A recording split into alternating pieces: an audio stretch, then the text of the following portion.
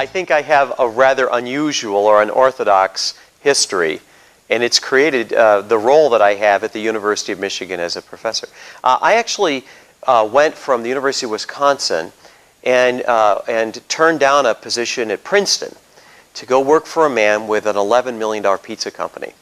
And 5 years later, and $5 billion later, it was Domino's Pizza. I was one of the executive team members that built the company. And I spent some time on some advisory boards at Apple and Nokia, and I spent a lot of time in my very young age working with, very deeply working with, and being a senior executive at these companies that grew really fast. And in 1989, Bob Quinn came to see me, and he said, "Would you like to teach MBAs at Michigan?" And I laughed and said, "No, they're dull, drab, and awful. You can hear them think. I spent my whole career going around MBAs." And he said, "No, I think we need to do something different. There's going to be some new things on the horizon." Well, at the time, there really wasn't a lot of people teaching innovation and creativity in business schools. There was Michael Ray at Stanford, basically, and that was sort of the only other show in town. So I started teaching this course that became kind of a cult classic course. And we had a lot of people who came through the course. It was very hands-on, and we did everything from meeting the last Stradivarius expert to learning how to clear our mind from the first Jane Monk who came to the United States. And it seemed very contrary to people and very unusual until people like Larry Page, the founder of Google, did pretty well in life. And all of a sudden people started to reevaluate whether this was kind of a nutty course or whether this was somebody who had actually built some businesses and knew something. So over time, because I am the professor of the practice at Michigan, which means my job is methodologies. My job is how in fact does this really work? And so my courses are not just courses where you do things in cases. You actually have to go build stuff. You have to actually see one, do one, teach one. And so what was interesting was over the years, this thing took off. And I went from being the unusual point of view to more and more the kind of view that Michigan became famous for, which is from theory to practice, translating things from theoretical things to actually being able to build things.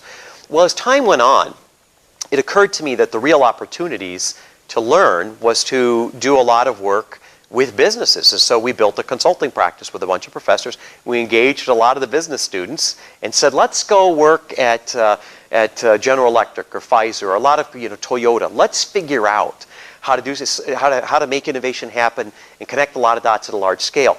And that took off. And much to our surprise, because our original thought was, being professors, well, we'd like to keep this kind of more intimate, if you will. Well, the final piece was we tried to say, well, how do we bring this all home? Like what's going on here in Bethlehem.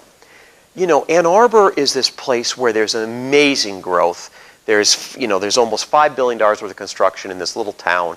40% of the household, somebody has a PhD, but it's in the middle of Michigan.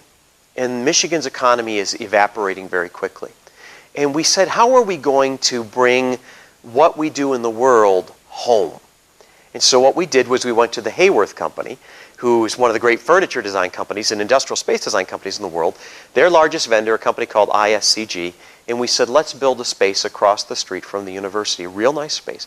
Let's give the key professors and students keys. And let's say, make yourself at home and let's bring these projects in. And let's learn what works and what doesn't work. Let's apprentice some young people. And let's actually bring the resource base, much like what you're doing here with Ben Franklin. Let's bring the resource base together and demonstrate that we know how to do this. We call it proof of concept. So what's been remarkable for me is, and how I feel very blessed and very grateful, that these various parts, these various aspects of my life over the years, being an entrepreneur, being a thought leader or a writer, and being a teacher, have all come together in this one package. And boy, it's been a great ride, and I'm pretty excited about the next 10 years. So hopefully we'll contribute to the innovation gene pool.